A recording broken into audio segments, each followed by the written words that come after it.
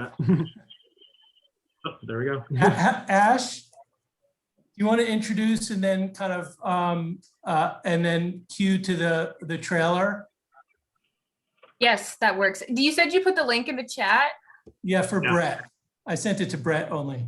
Yeah, I could drop it. I'll drop it in the full chat. So Ash, do you want to share the video or what? Like what? Yeah, I can. I have that student YouTube read. Yeah, good. Yeah, all right. So yeah, we don't have to worry about the ads. That's good. I mean, yeah, I could definitely do it without the ads, but I just know the transition's always easier if we're switching from share screen to not if it's the person. Is it easier for you to do it, Brett, or for Ash to do it? I mean, I think it's either one. I'm ready to do it no matter what, but I just know when I'm hosting these kind of events, when we're switching through share screen, there's always that kind of thing. So it's good that whoever's doing it will jump into it right away, just so they know what to expect. But I mean, I don't mind, assisting. So I mean, I'm here for all of you, no matter what. I wore my red glasses for this event. I've got my yellow red glasses. Ash, what do you all the prefer? cute glasses? I think I'm comfortable showing it. I have it pulled up right here, and I've done a few share screen, share audio. So I have to share screen, then share audio, right? Yeah. So I mean, do you want to just test it really quickly? I just yeah, because yeah, it's that share audio thing always kind of trips people up because yeah, and it's in the 3 dots option. So even actually, I don't even think I have it because I'm not a co-host yet. So yeah, I'm a participant, I think. Oh yeah, I can't even share. Okay, that's fine.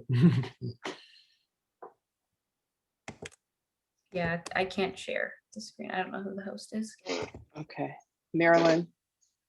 Oh, let me see if I can fix that. Okay, can you try it again now? Yes. Okay. That works.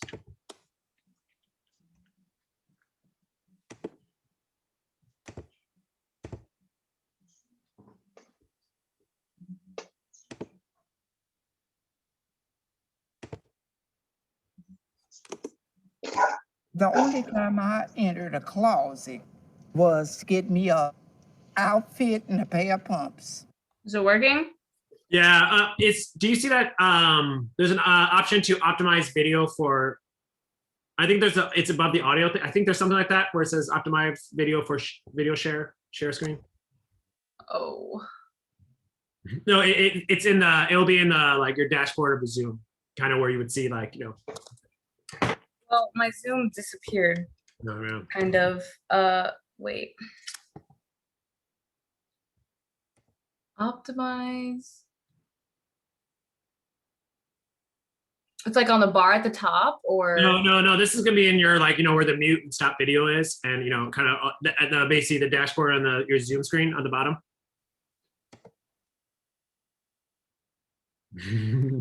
Basically, oh yeah. Oh, before I click it, okay.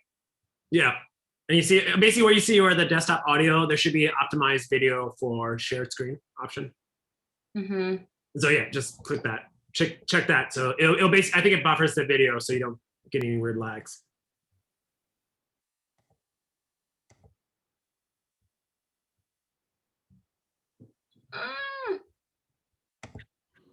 Don't worry, no, everything's fine. The time I entered a closet was to get me a outfit and a pair of pumps. Mm-hmm. When I came out of my mother's womb, I was out.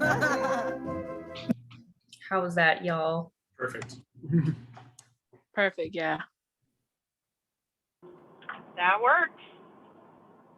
So I guess with 9 minutes leading into the event, what's this? So I guess as people are coming into the room, I guess we're going to start with the share screen, right? Or we're going to start with the introduction. Then you're with the introduction, right, Ash? And then you're going to go to share the trailer, and then you're going to have them talk about their just little kind of introduction bio, and then ask the first couple questions, Ash, that you had thought of, and then we'll kind of blend into discussion leads into audience questions. But the idea is to let Luchina and Zakia really have a dialogue back and forth as much as, and go wherever with it you'd like. Perfect. And when it feels like we can collect questions and get folks kind of lined up to ask those questions, we'll move into audience dialogue with everyone else. Does that sound good? And who's so who's monitoring the chat in this Zoom? Like, I guess, yeah, who's monitoring the chat and the Q&A? I'm monitoring it.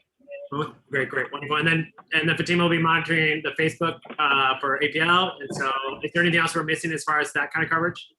I think we're good, right? Somebody needs to monitor Facebook for the race center. I'm gonna hop off and I'll see you guys in a few minutes. Okay, Okay, Um, bye. see you soon. Marilyn, are you okay? Is everything okay on the tech end on your end? Yes, I was playing around to see the webinar has already started. So participants, when they start coming in, there's no longer a waiting room. Oh, see that. That's I didn't hear you, Tracy. You're on mute. How the waiting room disappeared? Because we started the webinar when we And it wasn't a practice session? no. Oh, okay. So, that's a weird feature though, to like, yeah, it's kind of strange. Yeah. all right, so Oh wait, I know, oh, never mind, sorry. I was gonna say Riley joined us and I know wanted to say hi to everybody before we go live. Yeah, I just want to say I'm so excited for this event and I'm so excited for the conversation to ensue. I'll be behind the scenes. So if there's any sort of specific things that I can support, and if I haven't met you, I'm the interim faculty director at CSRPC, but just really looking forward to the conversation this evening.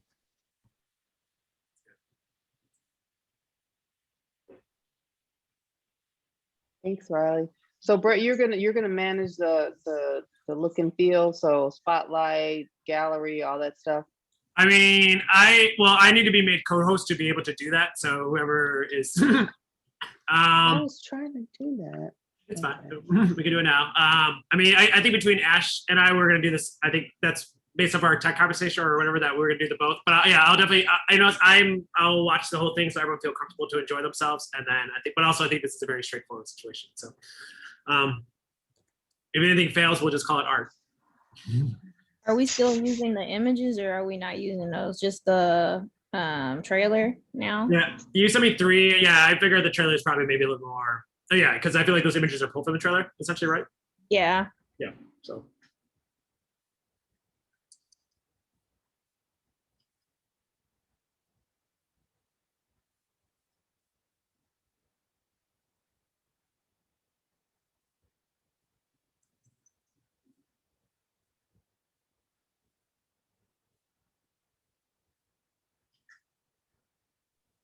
So those of us who aren't going to be on screen can turn off our videos.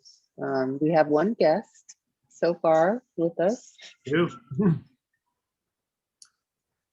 Another guest. Okay.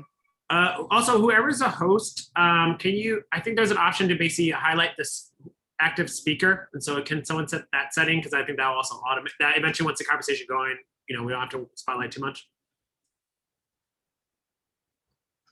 Is someone gonna do that?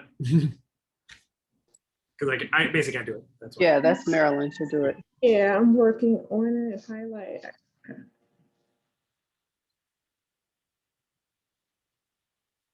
Marilyn, if you go to view, you can select follow host view.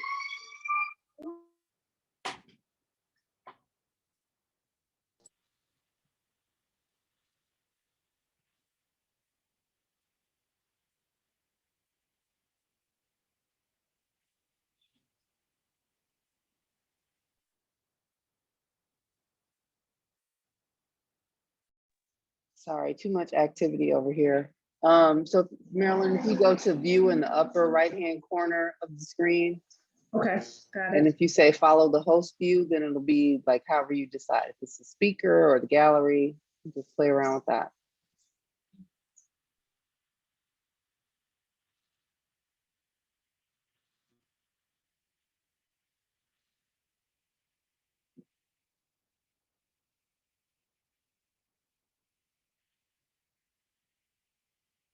Okay, so it's on follow host view.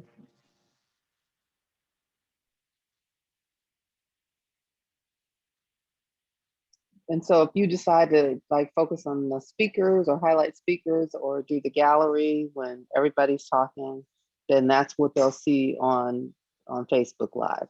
Got it. Yeah. So yeah, so your view is the primary view, and so yeah, I'll assist when necessary, but I think once the conversation goes, it should be pretty automatic. There's one last thing.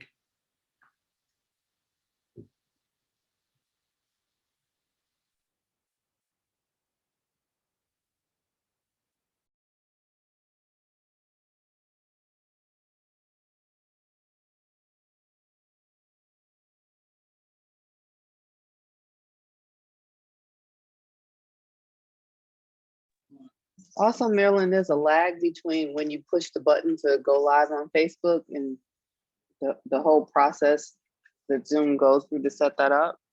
Right. Yeah. So Yeah, it's about 20 seconds, so 20 to 25 seconds. So exactly what time do we plan on starting? 6:02, 6:03?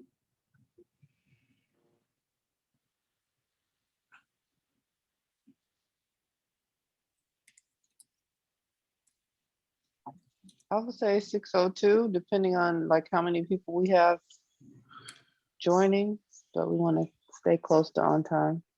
Okay.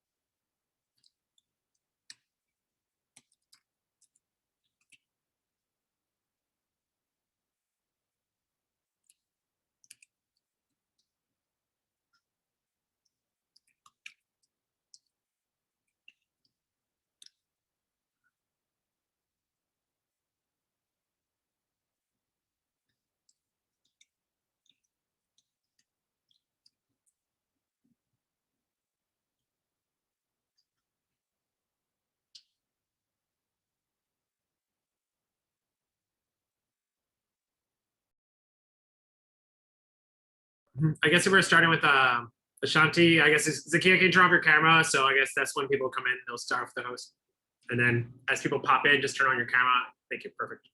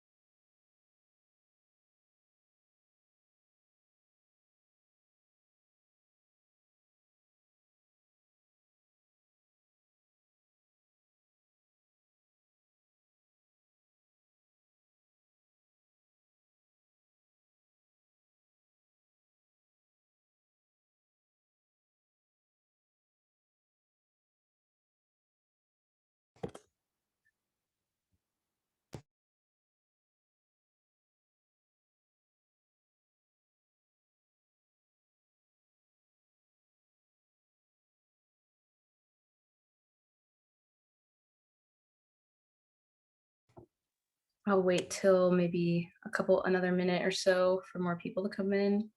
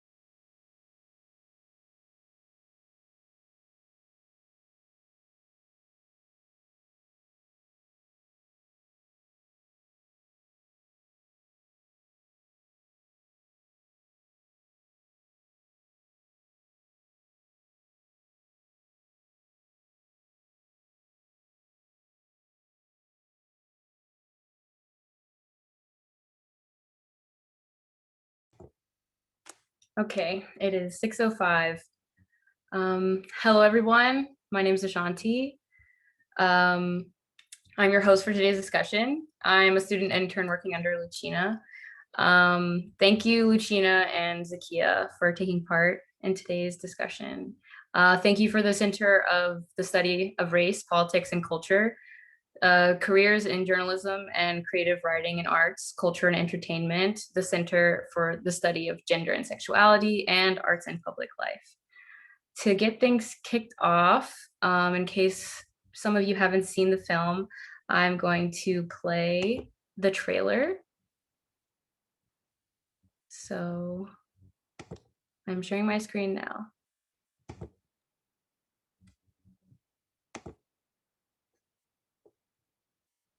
Only time I entered a closet was to get me a outfit and a pair of pumps. When I came out of my mother's womb, I was out. My mother and my grandmother were supportive of me, and they didn't want me to look like a overly done drag queen. And if my makeup wasn't right or my clothes wasn't right, they'd stop me and tell me, "Oh no, sister, you do it again." Then I said, well, let me get out here and help somebody who really needs my help. A bell went off in my head. They need a charm school here. I would have classes twice a week for the homeless, trans girls and guys. It was a sheer delight for me, because here I am with my children. You turned out to be an amazing young woman, and I'm so proud of you. So many of my friends didn't make it. They're gone. None of us, when we were young, ever thought about living to be this age. It just came on out. I'm living from month to month. I'm on Social Security. I want to get a boyfriend that's going to look after me or, be close to me. I want him to be there so he can alert my family that I'm gone. And I remember hitting the floor and just laying there. It's okay. Yeah. We're gonna get you together. We'll fix you up. Gloria, don't do nothing. Okay. Just moving. Well, we just don't start crying. I'm all right. I want you to just calm down. I know she wants to be by herself. She's used to being independent. It's not gonna move. So this is what we're gonna have to do. I can't lay up too long. Life goes on no matter what. I'm just gonna enjoy myself while I can. I'm ready. It's an honor to be here tonight to celebrate a living legend, the one and only Gloria Allen. I thank God for the transgender people because we are a blessing. All of the hurdles that you had to go get over. We have to know how to stand up and fight. I never thought that people would treat me like the way they're treating me now. I feel like Snow White just being kissed and woke up. We don't know when our time is gonna come, but God has been so good to me. Walk proud, because I'm gonna let you know I am somebody.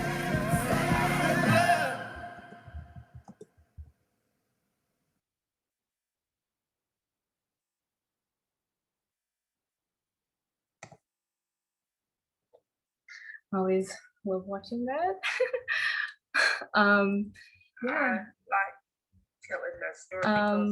Sorry, post. Yeah, so I guess to get things kicked off, if Luchina and Zakia, you could talk a little bit about your filmmaking practice and art making practices. Whoever wants to begin first. I guess your career trajectory. I guess we could start with Luchina, since we did watch your trailer. Okay, thank you. Thank you, Ash, for hosting, and Ben and the Center and University of Chicago for having me here and having this event. Mama Gloria is a Chicago story. She actually lived in Hyde Park when she graduated from high school. She lived in Hyde Park, which was quite, a center for LGBTQ life. And, she spent her life on the South Side. She's now living in the town hall apartments near the center on Halsted. So, it's beautiful to be able to make this film and have her, enjoy it, to be able to see her life on the screen and to have really the world embracing her is a really wonderful gift that she gave to me, and that I'm glad I can give that to her. I started out as a journalist. I always was interested in film as a kid, interested in stories, both fictional and true stories. I would watch the news with my dad and 60 Minutes and the Sunday morning news. And I, I hosted a TV show when I was in high school. So, I was always interested in, some aspect of reporting and telling stories, storytelling. And I really got into film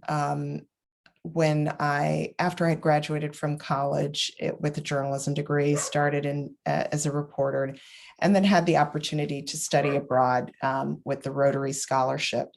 And I studied film and television at the University of Bristol in England. And that was when I made my first film, which was, a commercial, a 60-second spot about a little Black girl who hates oatmeal. That was me. And she grows up to eat a cereal that's popular over there called Jordan's original crunchy toasted oat cereal.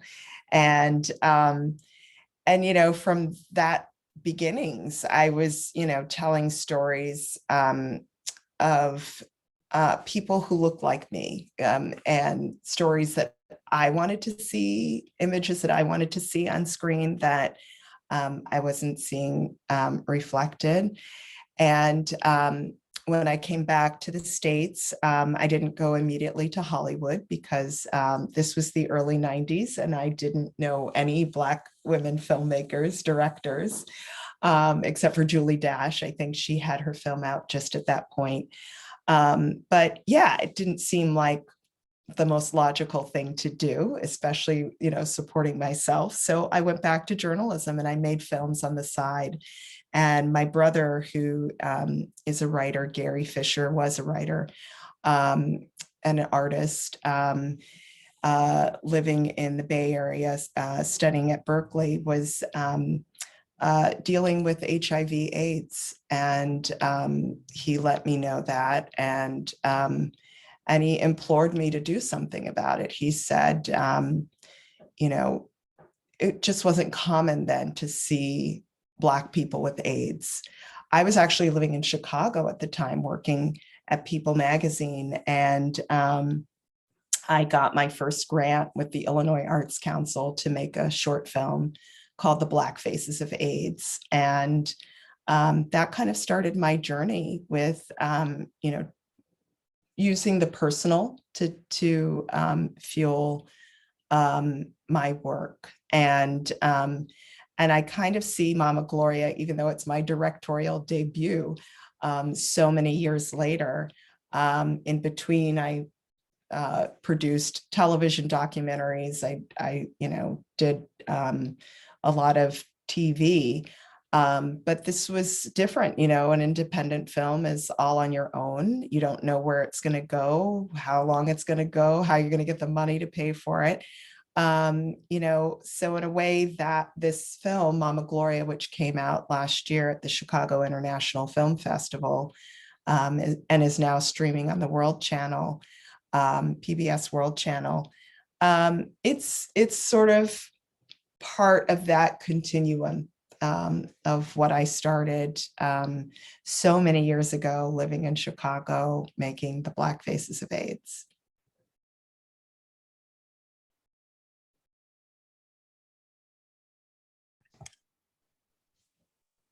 Yeah, thank you so much for sharing that. I feel like that's very similar to what I've read about Zakia, your work. I have not had the chance to speak with you until now, but specifically your your recent series, A Different Kind of Love Story for Us, that reclamation, I guess, of your identity as a Black woman and artist. Yeah, there were several things that Luchina stated and said that I just holistically can relate to. And, I went to school to actually become a curator because I felt that I wasn't that talented as an artist. I was always sort of obsessed and enthralled by the works of other people, whether that was like filmmakers or visual artists, and thought, well, if I can't be one, then I'll just get as close to them as possible and work with them. And I think through that research and sort of, developing and sort of leaning into my obsession with visual images and the history of visual imagery and photography, I thought, why don't I try to make my own images? Because some of the images that I was seeing, especially when I was in school studying art history and criticism, were historical images of Black people. We really weren't looking at contemporary images of Black people, especially contemporary present day images of Black women. And so I thought, oh, why don't I just document myself? I actually started taking self-portraits, which is something I haven't done in a very long time, but that was sort of my entry point into that practice. And so after doing a series of self-portraits, the evolution of that was, why don't I photograph other women and see how my friends feel about being documented? And so that was sort of, how I started photographing women.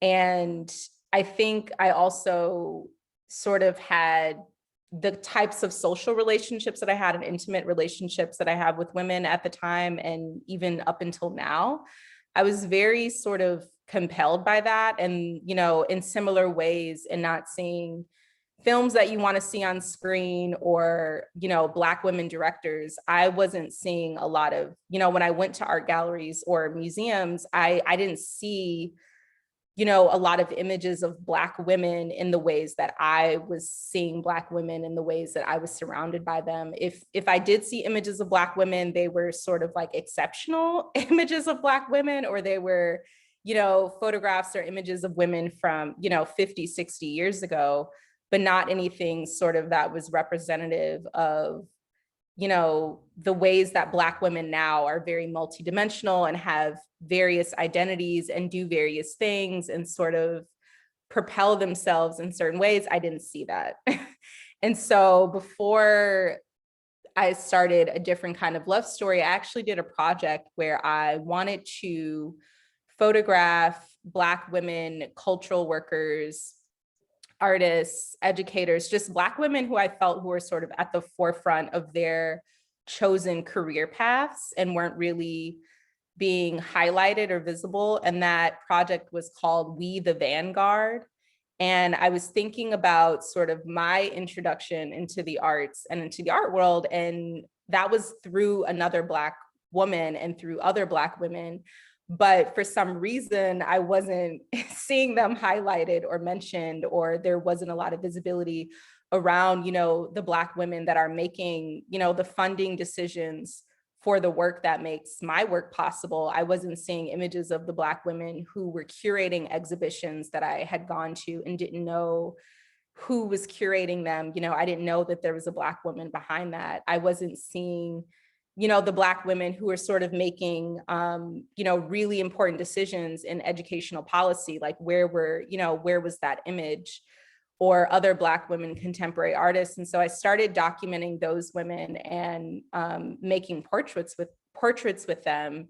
And so this sort of next phase of that, thinking about a different kind of love story, I wanted to think about that, but more so in a personal and subjective way. Like, what is my relationship to the women in my life who kind of inspire me, or who have been a kind of chosen family for me, or who kind of like took me under their wing or held me close in a particular way. And so that's how that series got started. And in addition to that, I was sort of collecting moving images of Black women and videos that I'd had on my phone or on my camera, and was thinking about my present day life and how is that connected to a historical figure like an Audre Lorde or a Lucille Clifton or a Lorraine Hansberry. And so I think right now I'm sort of in a moment where I'm trying to explore the interiority of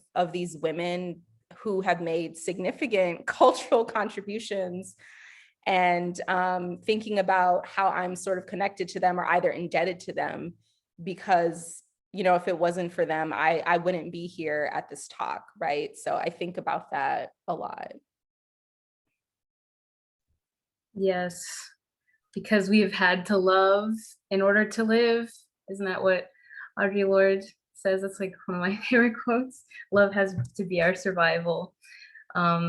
Yeah, I think I have a question to kick things off, and I'll let you guys, you know, just keep up this conversation. But specifically listening to you guys, just this idea of, I guess, active listening and that transparency of authorship that's very vulnerable and intimate. Like with Mama Gloria, there's an optimism and care from her family and friends, and even like especially Luchina going and do the work to listen to the story. And I think it's a perfect example of how there's this work being done for marginalized voices, but specifically Black trans voices, and amplifying and uplifting. But it's listening, but it's also this active listening, which is more specifically giving space for stories, kind of as an exercise, I guess. So I guess like my question is, how do you practice active listening as a form of care, or how would you describe this practice? Yeah, it's open for whoever. Well, that's so interesting. And Zakia, you mentioned Lucille Clifton. Oh my God, I love Lucille Clifton. You know, these names I haven't heard in a while. And Gwendolyn Brooks, who I was so delighted to have met when I lived and worked in Chicago. Yeah, I think that's a beautiful question, Ash. Active listening as a form of care and love, because I can tell like that was my listening, my active listening to Gloria was like water to a flower. I mean, she has stories to tell, right? And she, you know, thankfully has been, she's just gotten out there and said, hey, I have a life, that you need to know about. This is how she started her charm school, recognizing that she had something of value to say and to share with these young people who, maybe didn't think of the people who came before them and made it possible, as Zakia says, to do what they're doing, to be living as they're living. And so, she had that wonderful experience. And then the play Charm was written about her, and she got to travel with that. And then I think, people kind of went away, as can happen.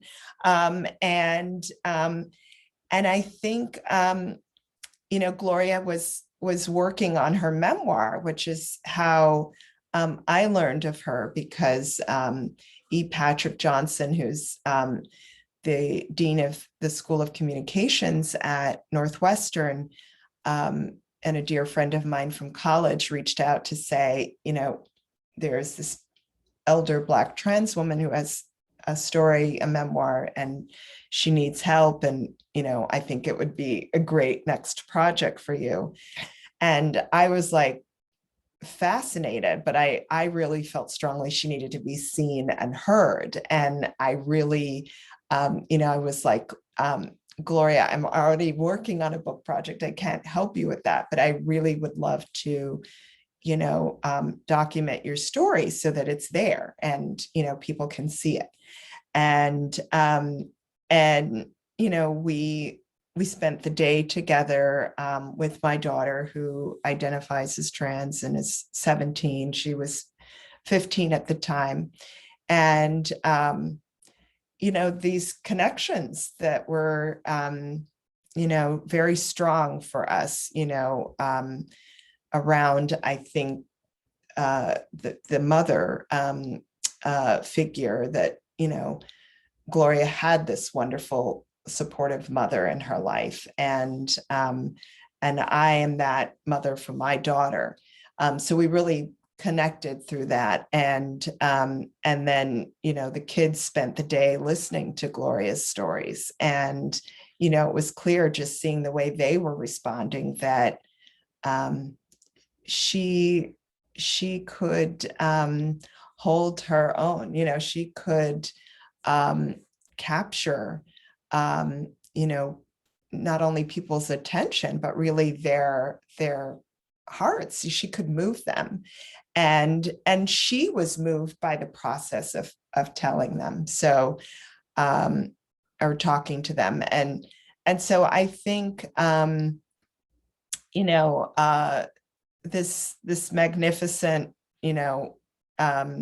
moment that she's experiencing, I'm so glad to be able to give that to her, that, the world, I want the world to meet Gloria. There really are, a number of, folks in the community who had never heard of her. And I feel like, sometimes it's those stories of sort of the ordinary person who's living an extraordinary, life and experience and through time that, people can often grasp onto. It feels more relatable than that extraordinary person who, just seems out of the realm. But yeah, I think because, Gloria is that person, she's getting a lot of that attention that she's always wanted, as she says in the film.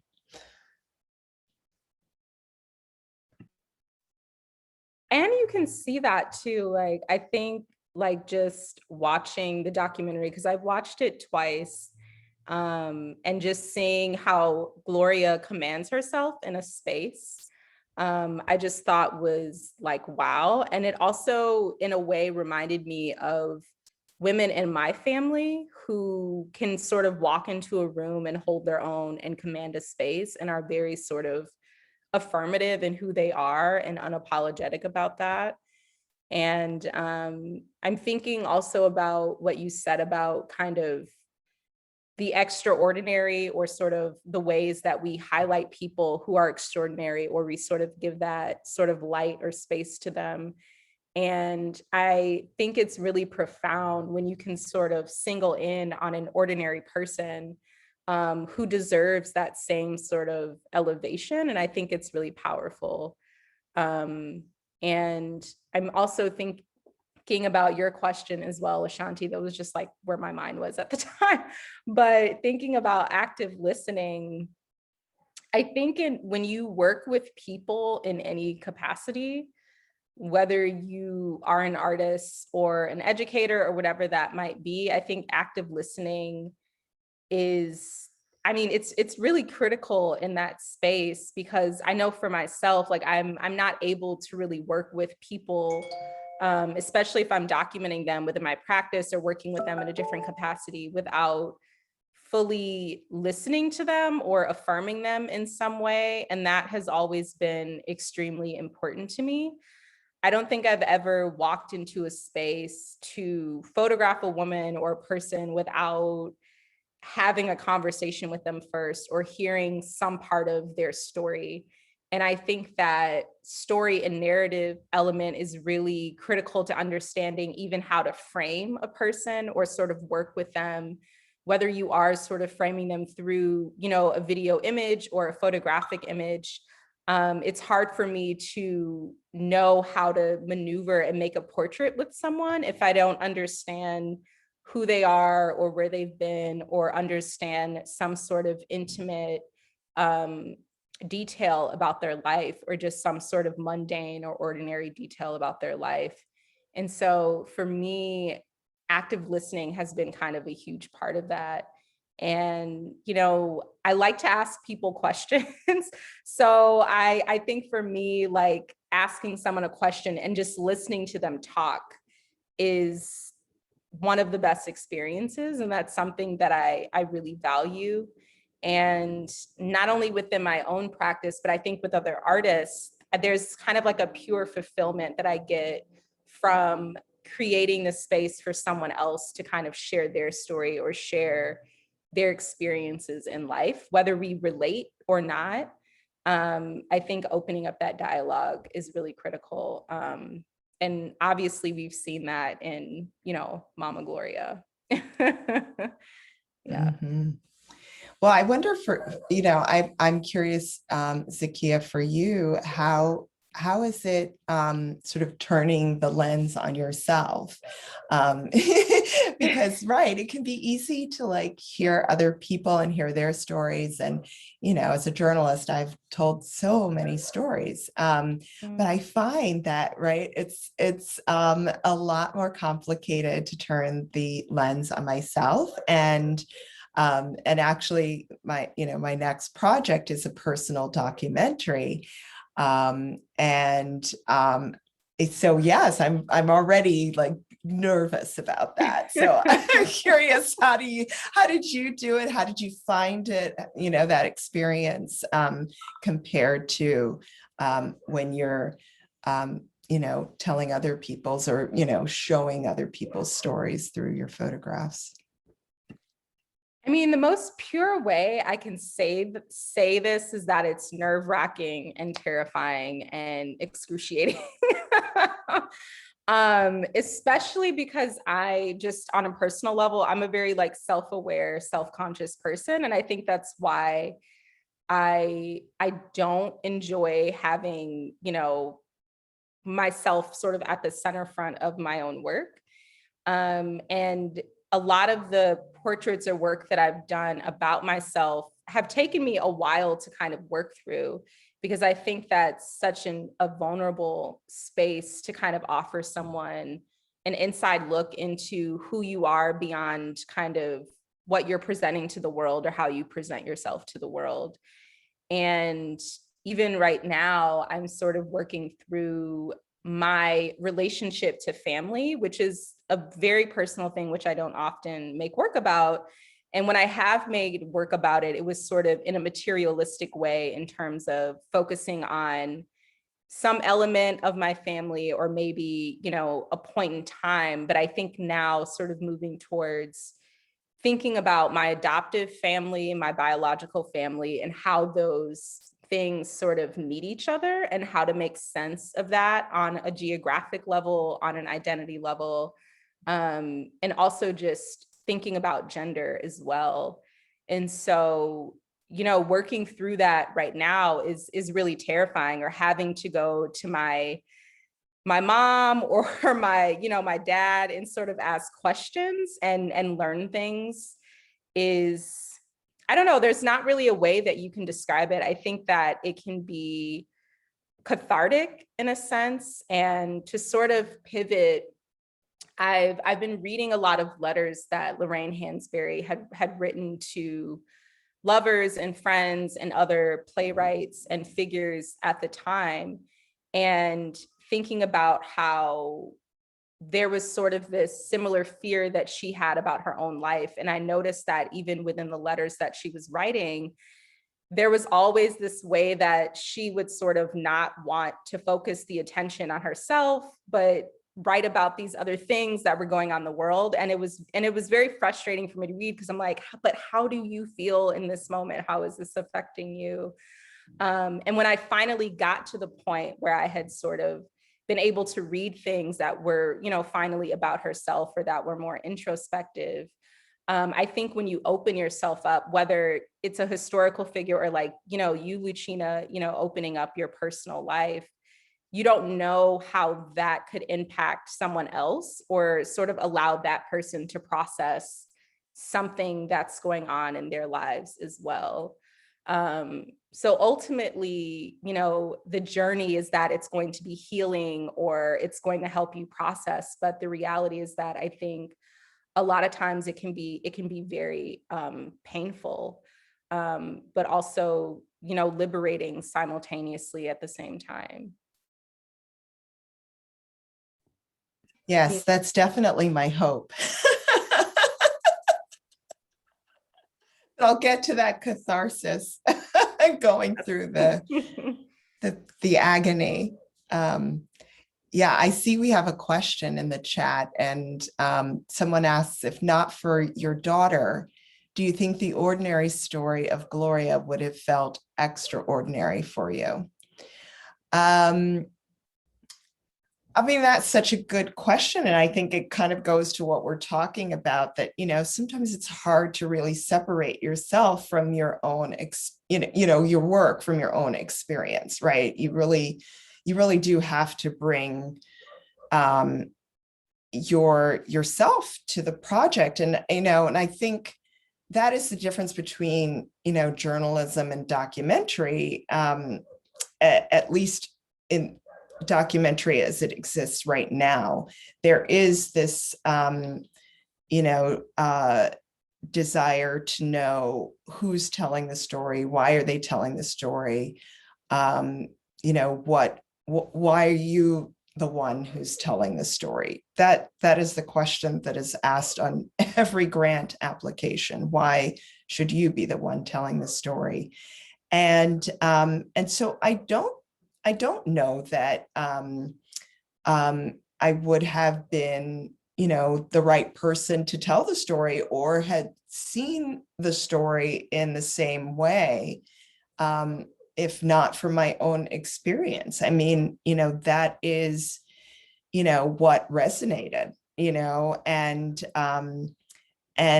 as artists, you know, we go to what resonates with us. You know, we're not going to, because, you know, making a film, making pictures, making art is such a labor of love in many ways, but it's labor. It's a lot of work, and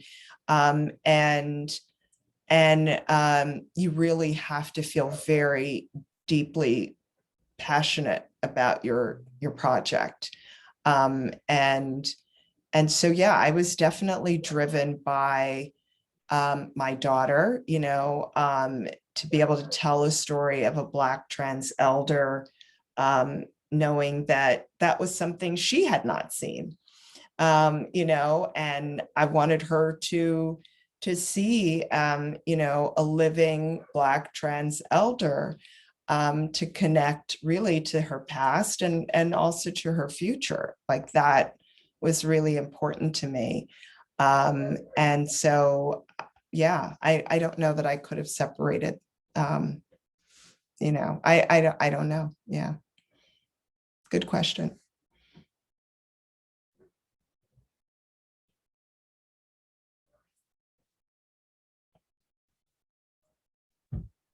Perhaps a quest for understanding is what propels some stories into storytellers.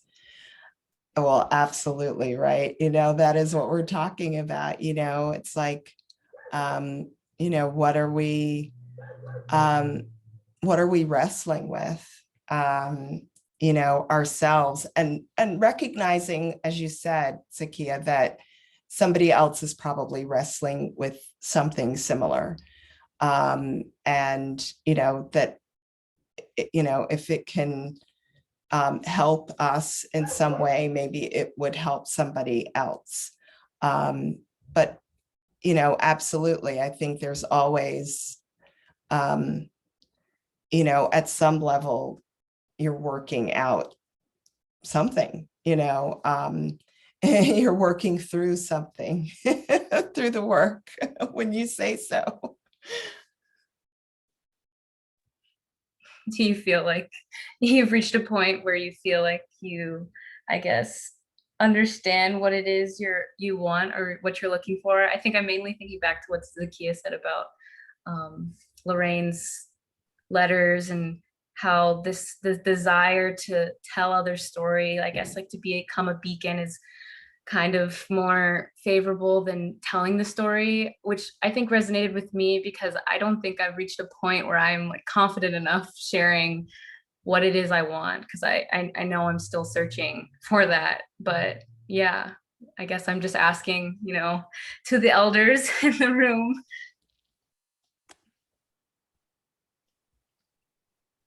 What would you say to that, Zakiya? Yeah, I'm reading that story. The letter is very informative. Her struggle, pressed beyond her own issues. Yeah, and I think that's something that I think I'm just really fascinated with how, because we hear these stories about these extraordinary, you know, Black women that accomplished things, you know, at a particular moment. And someone like, you know, Lorraine Hansberry, a lot of the times in those situations, and, you know, other figures as well, whether they're artists or writers, that they have sort of reached this peak kind of success, or, you know, as a Black person, they've reached some kind of, I guess, they've broken a record, or, you know, something that has sort of made them exceptional or breaking a barrier.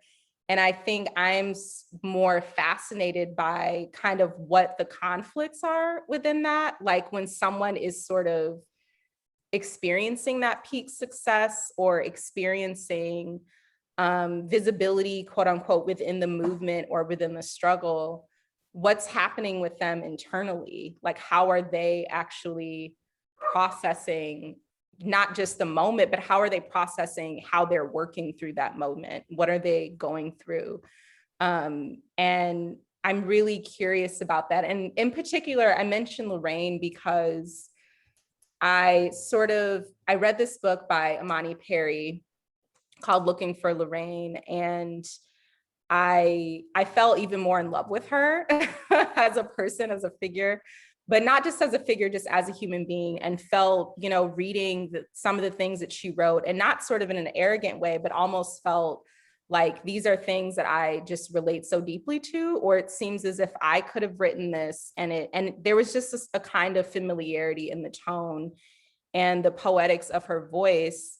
And through that, I sort of discovered these short fictional stories that she had written under a pen name that were lesbian, you know, short fictional stories.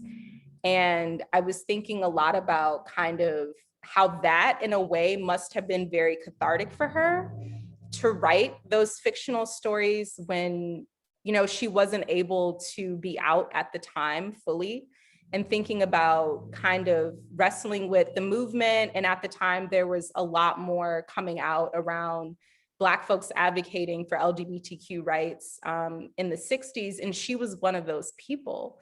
And so I was thinking heavily, like, what does it mean to sort of conceal some aspect of your identity, but sort of express that through art making? Or for her, it was the fictional stories.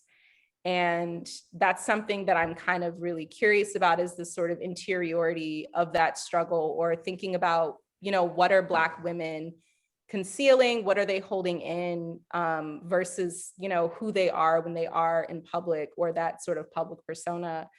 And not just, you know, quote unquote extraordinary figures, but just, I think, in general. Yeah, and struggle is so hard to define. I feel like it's such a general word as well, because even within that, it's so complicated in terms of what that looks like and how it comes to be, and how people come to a particular struggle or maybe are born into it. Mhm. Mm, absolutely. I think we We have have some a more questions. Yeah, we have a few questions in the chat people have been putting. If you all could, I guess, talk a little bit about current or upcoming projects, that's one question. And I guess, yeah, we can start with that. So, you know, I touched on my next project. I mean, my current project is you know, back to television, doing a working on a 6-part series for the History Channel with Bill Clinton, and I'm producing 2 of the episodes, and it's sort of looking at major issues in our country through the lens of the presidency, from George Washington all the way to LBJ. And, you know, for me, you know, that relates a lot to, you know, I have a lot of interests around, you know, race, obviously, is one of my episodes, but history, you know, and so while it may seem very different from Mama Gloria, you know, it actually fits in well with my interests in terms of history and you know, the stories that have been left out of history too much. So I'm you know, pleased to be able to bring some of those to light and to the screen. And then the project that I touched on, this personal documentary, is one that I started more than 20 years ago when my brother, you know, implored me to do something. And after he died, a book of his writing was published called Gary in Your Pocket, that Eve Sedgwick, who is one of the founders of queer theory, was a good friend and his literary executor, and she edited the book, which today is like, people are still quoting that book. Jeremy O. Harris is a huge fan, and you know, was inspired to make a work, you know, by my brother's work. So it sort of, I began filming after he died, and this book came out, and talk about things that we conceal. You know, my brother was like, the person in the book was somebody completely different than the person I knew who presented himself to me and to his friends, his lover, his, you know, it was very powerful. And so I, you know, spent a lot of time filming to find that story, to figure out that story. And I'm returning to it, you know, again, talk about trying to work through things and make understanding of one's life and, you know, trajectory. But, you know, really the film, I believe, is now about this journey that I have been on, from sibling, you know, to my brother and my queer sister, to, you know, mother of my daughter who identifies as trans, and just kind of what that journey looks like, you know, when you juxtapose it with where the Black LGBTQ movement has gone in those generations. So yeah, that's my, you know, new project.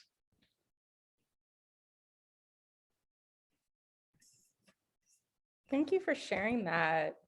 Yeah, I just wanted to like sit with that for a moment before I said anything.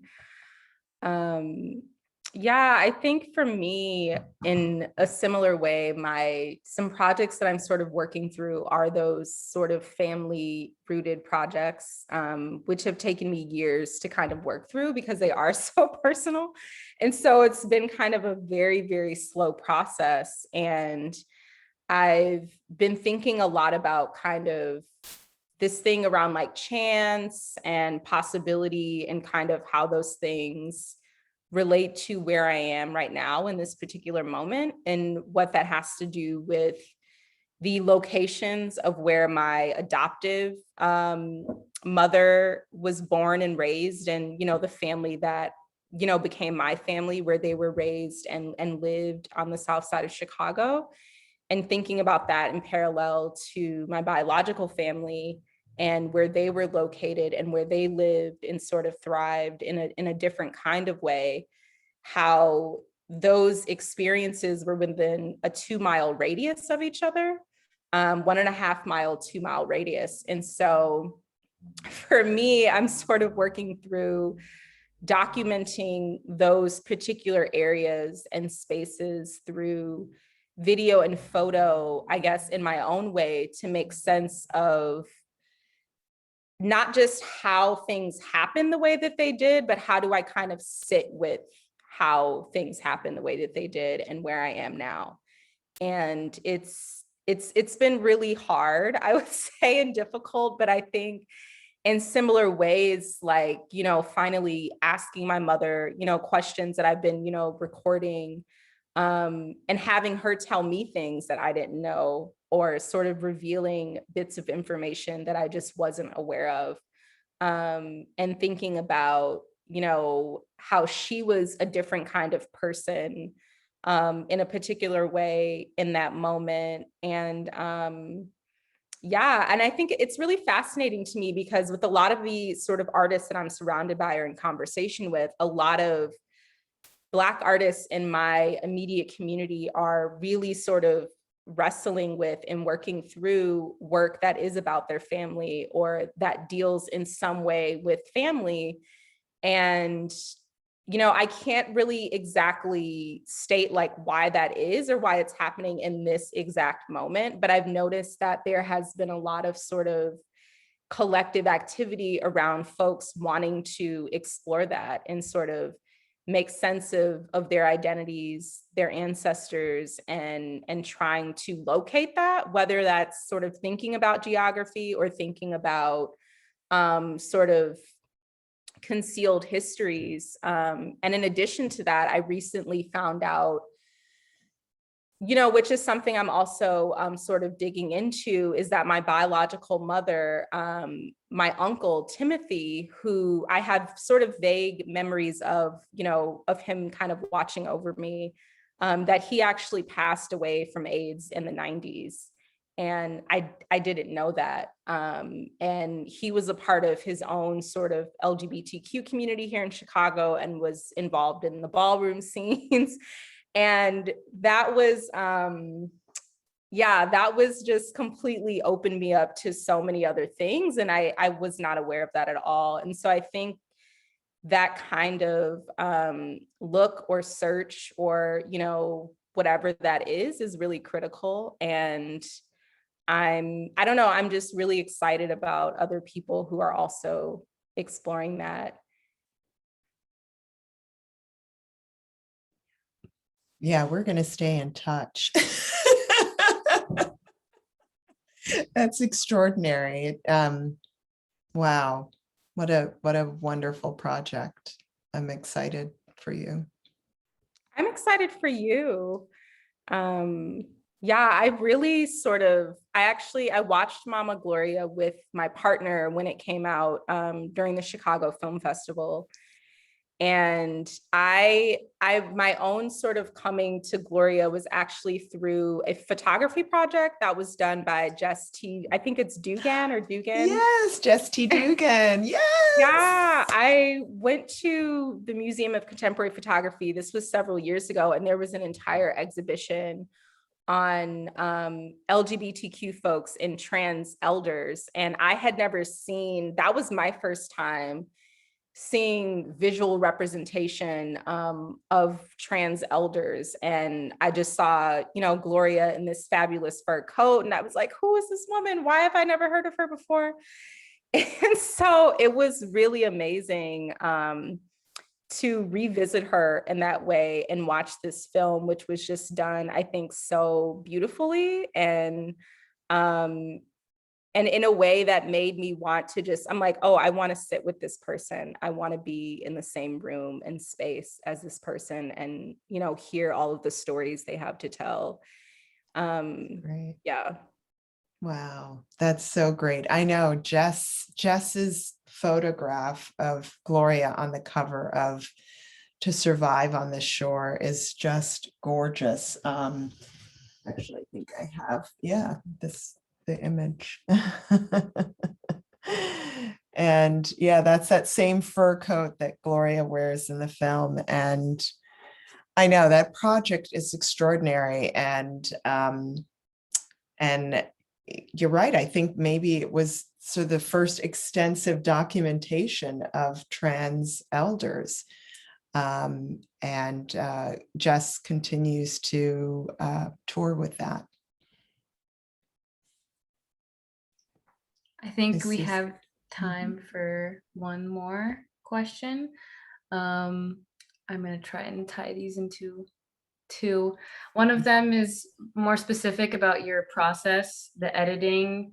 Ben asks the carving out as it pertains to the shaping of a documentary and an artistic practice.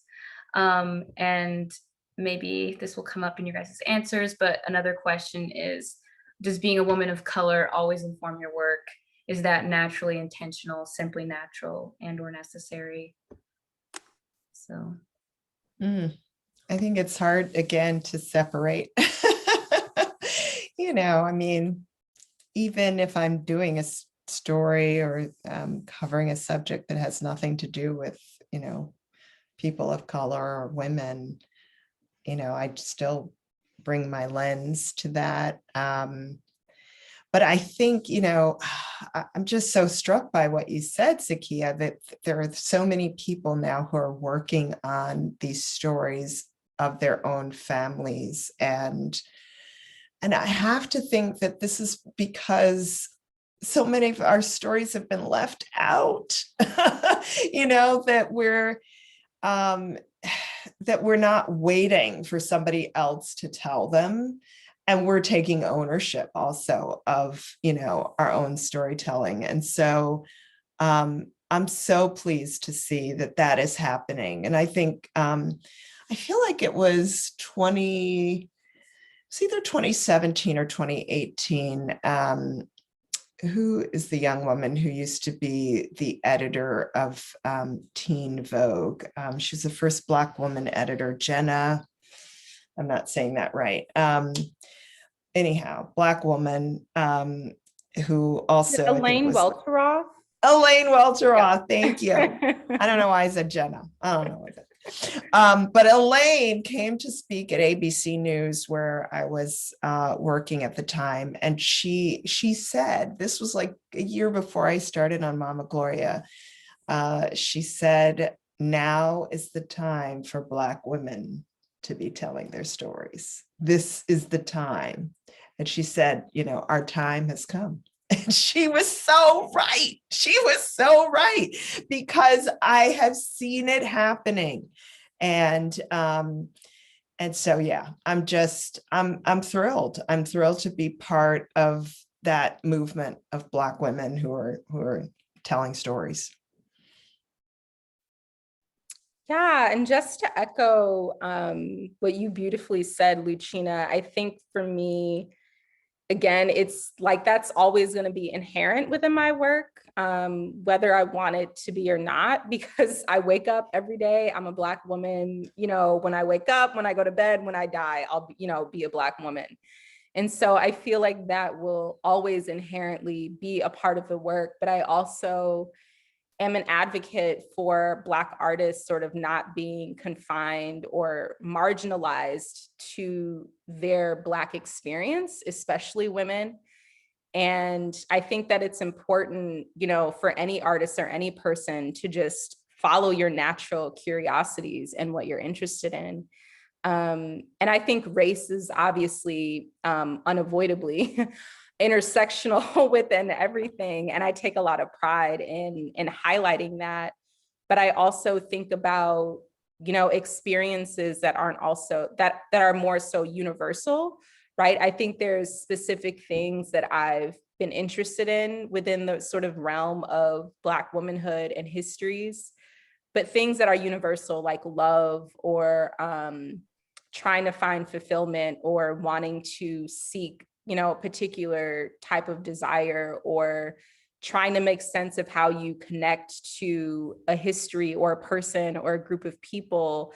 I think that those things that we're sort of exploring, you know, even within your film, Luchina, like these are universal things. And I think for me, you know, Black artists, like we're always going to also be universal, I feel.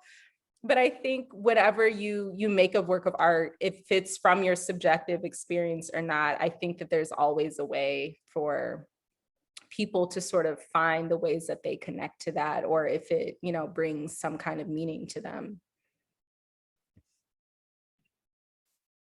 I can't add anything to that. That was beautifully said. I agree with every word. Well, thank both of you guys so much for coming and speaking and discussing. This was it's a very nice space to be a part of. I appreciate it a lot. Thank you, Ash, for hosting this. Yes, thank you. And thank you for your thoughtful questions. I'm going to be sitting on that active listening one for a while. Yes. Yeah, as an artist, I think that's been my obsession for a while, is trying to understand that realm of language and, you know, communication. Definitely. Also, there's been links in the chat to take a brief survey if anyone still is around. Thanks again to all the sponsors, everybody that helped put this on. Yeah, I guess is the stream stop? I can just end it here. Thank you again. Thank you. Thank you. It's been a pleasure. Yes, it was so lovely to speak with you, Luchina. You too, Zakia. Let's stay in touch for real. Yes, I'm sure we will. We know some of the same people. I know. Well, when I come to Chicago, I would love to, you know, meet. I mean, once we're all vaccinated, right? Yes. I'm on my way, but I know. Hopefully by the time I'm there, yeah, that would be